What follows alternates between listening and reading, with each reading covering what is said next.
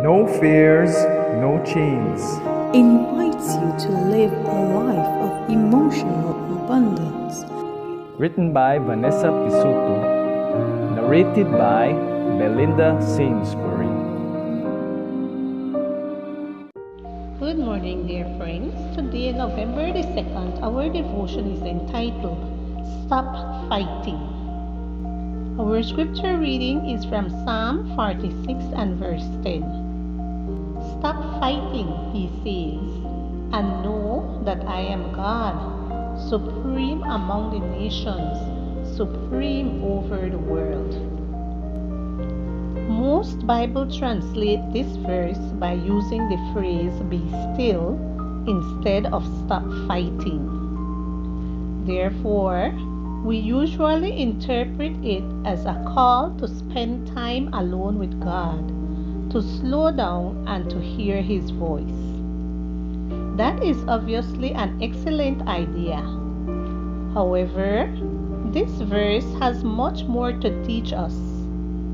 When we look at its context, we notice that the verses surrounding the verse talk about military conflicts. The phrase, stop fighting, fits it much better. God is speaking in the first person here, saying, stop opposing me and fighting against me. I am God. You will never be able to defeat me. As James Boyce writes in his expositional commentaries, this verse not only counsels us to lead a life of contemplation, regardless of how important that is, but it says, lay down your weapons, surrender and admit, I am the only victorious God. This verse is similar to what God told Paul. Stop and quit kicking against the goads. Acts 26:14. I wonder in which area of my life I am butting my head against a wall, time and again, without realizing I am fighting against God.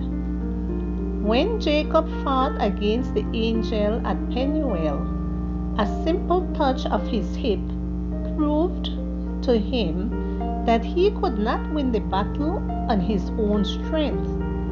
Genesis 32:25.